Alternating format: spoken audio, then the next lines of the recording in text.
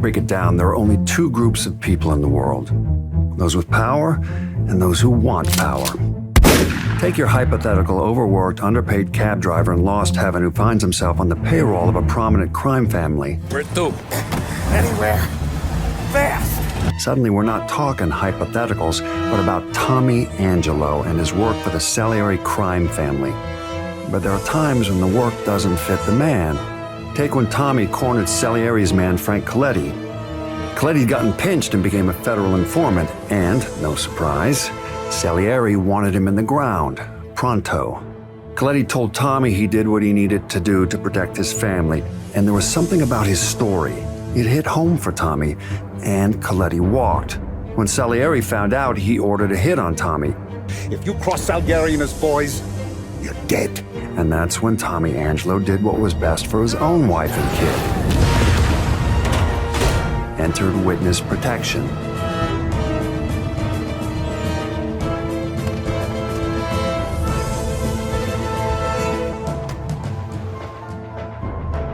Mr. Angelo?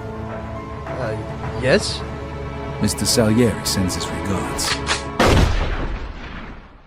You saw this type of thing happen again in Empire Bay years later. Different circumstances, different people, but consistent. And of course, that would be the events that went down with Vito Scaletta and Joe Barbaro. You remember the wise guys we used to see when we was kids? Yeah, why? The guy we're meeting here is one of them. Scaletta hoped working for the mob would allow him to provide a better life for his mother and sister. Where'd you get all this money, Vito? Scaletta and Barbaro were like brothers. In those days, you were hard-pressed to be able to hire one and not end up with the other at his side. You have to understand, the mob's a group of people who do just about anything to get what they want. Sure, they may throw around words like family, but there's no such thing as loyalty in their world, not really. What'd they tell you, Vito? Take care of me and all's forgiven? Scaletta and Barbaro, they were the exception to the rule. But even then, it was the thirst for power that drove them, and that's the thing that brought them down in the end. Hey, what the hell's going on? Where they taking Joe? Sorry, kid. Joe wasn't part of our deal. Which, of course, is how Scaletta ended up working out of a shithole in New Bordeaux. Now, you could make a compelling case that without Scaletta, you'd have never had New Bordeaux's own crime boss, Lincoln Clay. Lincoln was born with nothing. Essentially, grew up with nothing. That is, until he met Sammy Robinson.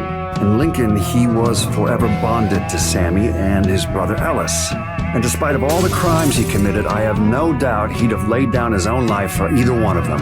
No question.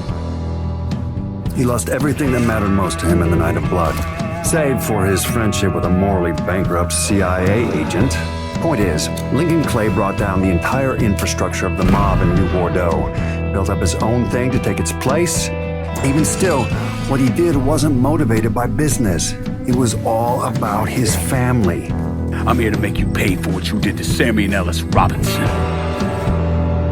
These men were fully aware that what they were doing was wrong, so redemption's not a possibility here. Let me see your hands. But what I will say is when forced to make a choice between organized crime and the people they cared about most, these men chose family. Every time. Of course, as long as you've got people who are willing to steal, maim, torture, and murder to get ahead, you're never getting rid of the mob.